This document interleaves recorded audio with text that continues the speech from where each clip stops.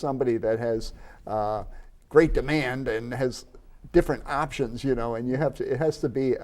It's not just a money thing. It's also a lot of other areas. It is. You know, a lot of personality issues and stuff like that. It's really not simple.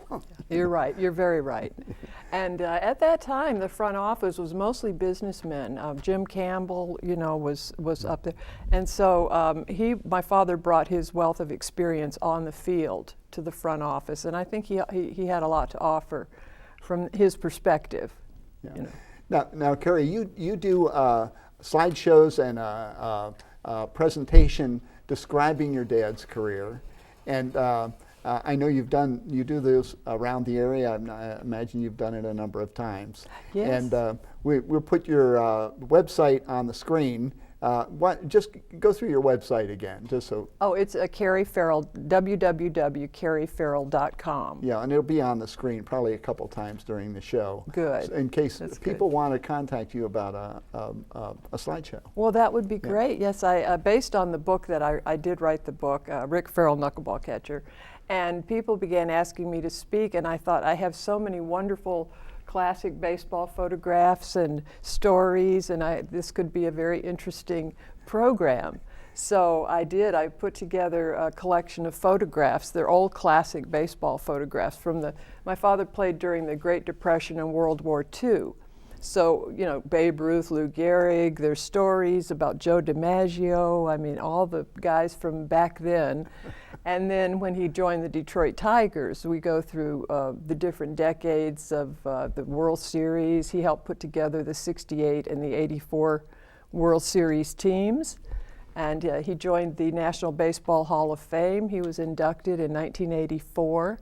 So his period in the front office. That was the year the Tigers won the World Series. And we also, that was a big year. That was we also kind of a coincidence. Yes, we also won the World Series. That must have been a big year It was. for the family. It was a huge year, yeah. So he just loved it, and he went to Tiger Stadium. When I would go to see my dad at the office, I would go to Tiger Stadium because that's where his office was. Yeah. And now tell me about guesstimate how many games you went to, Tigers games you went to. Just wild guess. 1,500? I don't. That many? I mean, I'm thinking. You go to a lot of the home games, in other words. Oh, yes, all the time we went. And we had a box out at the ballpark, and so from 59 to 92, that's a lot of seasons, and we would go out. And you didn't miss too many, huh? No. Now, a couple of things that did happen in the front office, when Tom Monahan bought the team. Now, John Fetzer had been the president and owner from 1959 to 1983, and there had been so many changes to baseball during those years. For years, it had been 16 teams, 8 American, 8 national.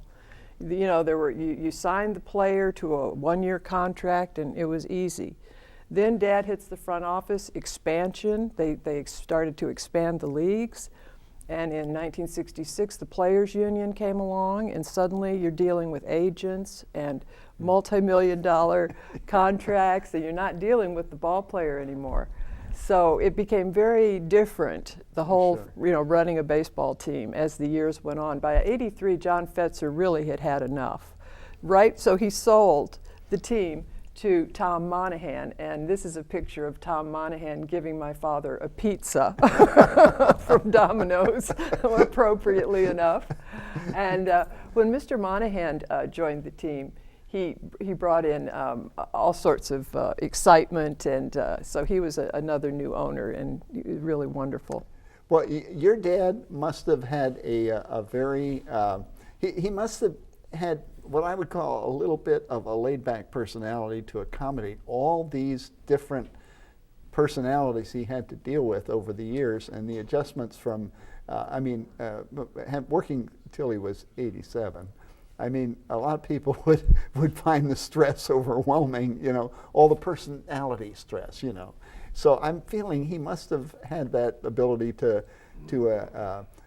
get along with a lot of different people. You are so right. He really was a very easygoing man. In fact, one time he asked me, he said, "What is stress?" I said, Dad, he didn't feel stress. He Isn't was that very funny? easygoing, and I think that was one of the reasons for his success. In 1988, I was just wanted to tell you one other thing. He left in '92 when Mr. Ilitch bought the team. Then Jim Campbell and our whole group retired. But in 1988, I had told you my dad had the record for most games caught.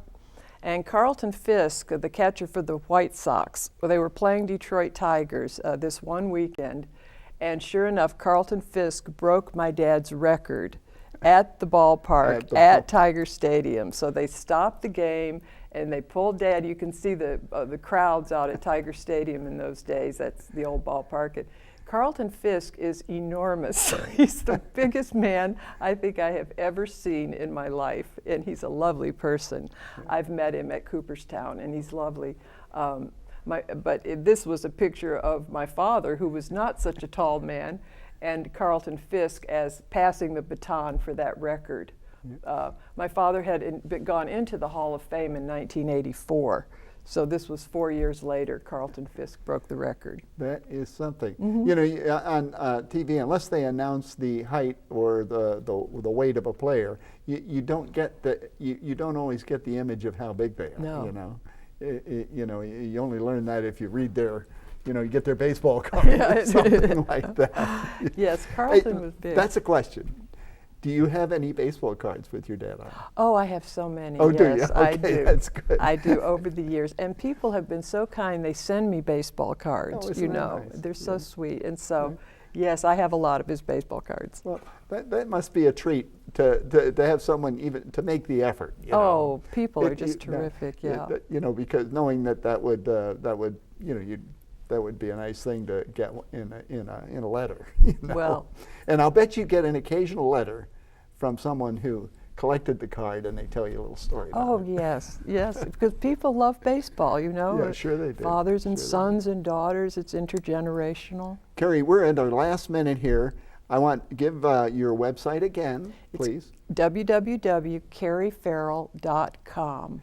And Kerrie does a great slideshow and presentation. In case any group would like to contact her, you can contact her at the website.